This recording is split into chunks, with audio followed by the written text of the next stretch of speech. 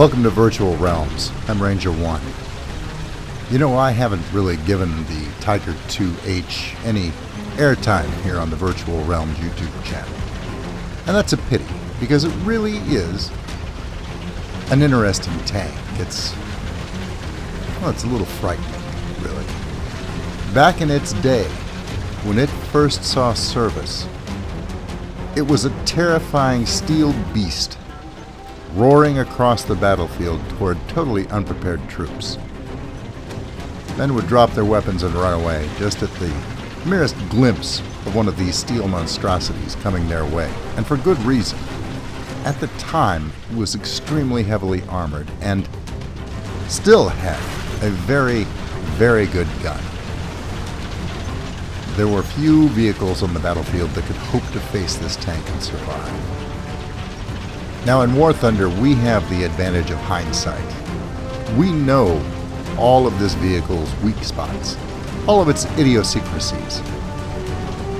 And a skilled driver in the right vehicle can take it out without too much trouble.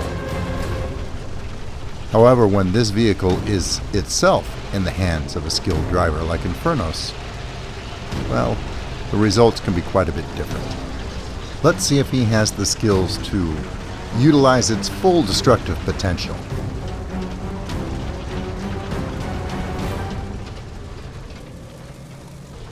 So far so good. He's made it unopposed to the first capture point, and he intends to hold it until he's secured it for his team. Of course, his opponents have the exact same idea, and there's a fairly strong contingent moving in from the opposite side of the capture point. They're just on the other side of these small buildings. Once the capture is complete, you're going to push on through this brick wall and move forward down the right flank.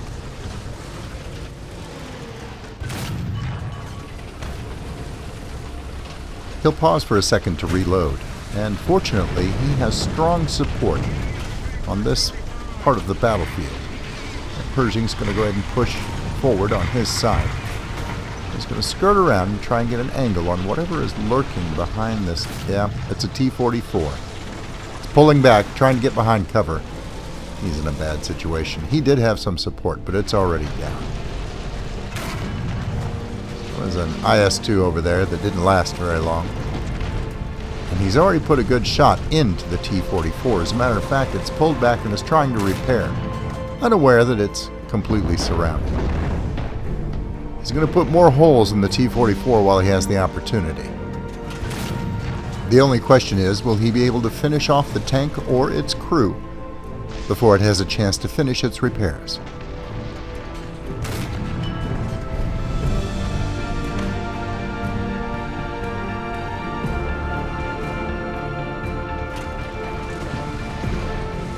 An Allied Pershing blunders forward just in time to get in the way of a lethal counterstrike by the T-44, but that gives Infernos the opportunity to finish it off and push forward on this flank.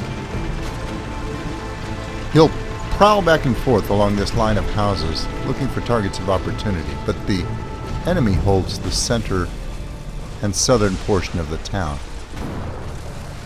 Eventually he's going to have to go looking for it. For the moment, though, he'll have to content himself picking off that curious IS-2 that was probing the northern defenses.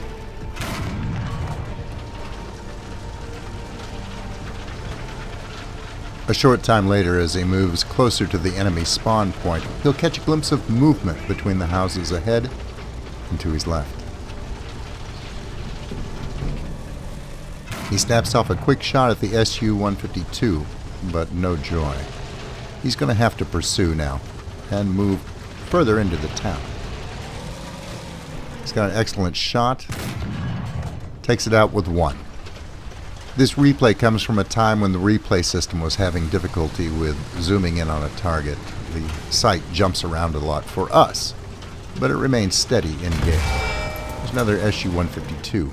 It's fired, but the Tiger's thick armor has deflected the damage. He returns fire, gets in a good hit, brings it to a halt. Now it's a sitting duck. It can't bring its gun to bear. One more shot and it's down. That's 2 very large and dangerous guns off the field, and a total of 4 kills so far for Infernos. Now it's time to press forward and, with the rest of his team, shove a wedge between the A capture point and the enemy spawn points.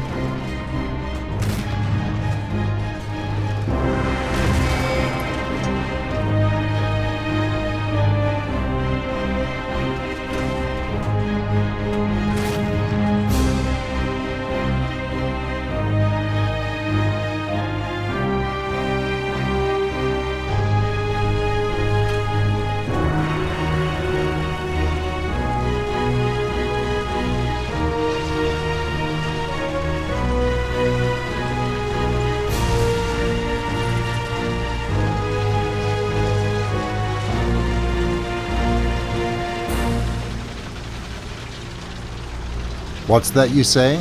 He's got his ace. Surely the battle is about over. You must be new here.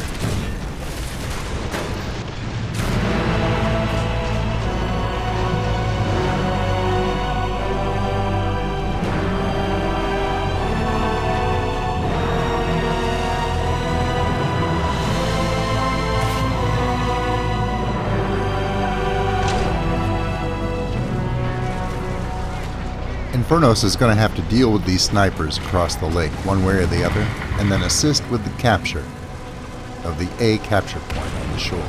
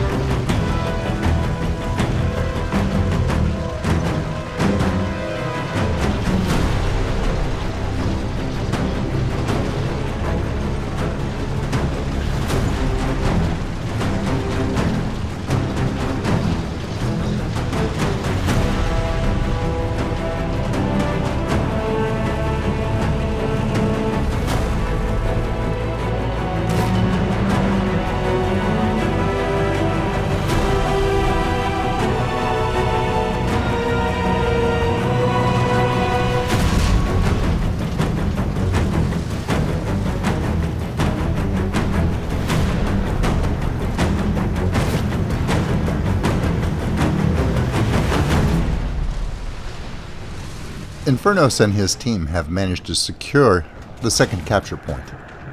If they can hold it, they will win the match. And things are starting to look up, at least for the moment.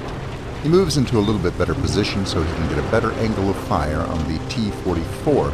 But at that point he notices something somewhat unnerving in the battle chat.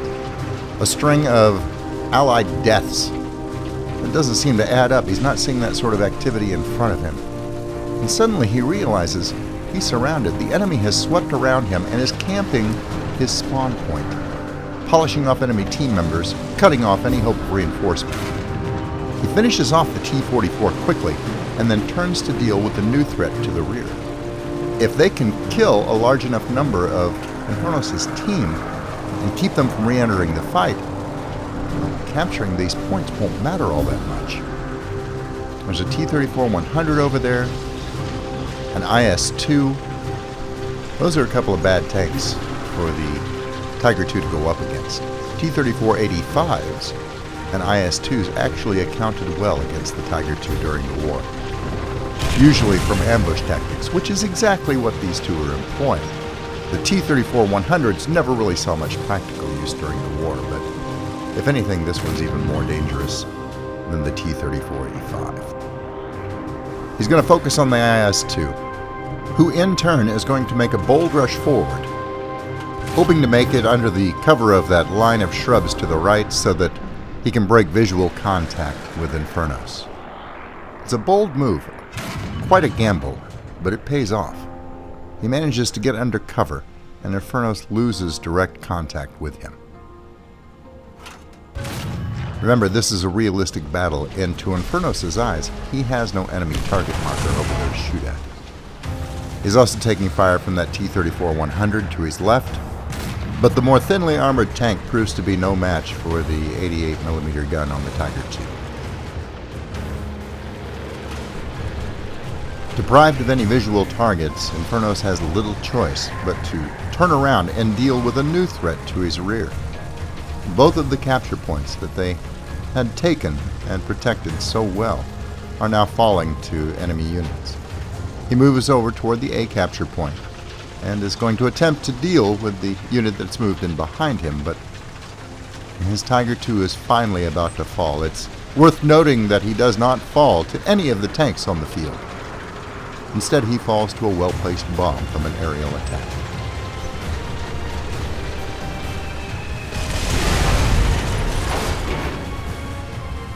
Infernos and what's left of his team will continue to battle on. Taking heavy losses, they will finally manage to fight their way out of their own spawn point. But ultimately, they will lose the match.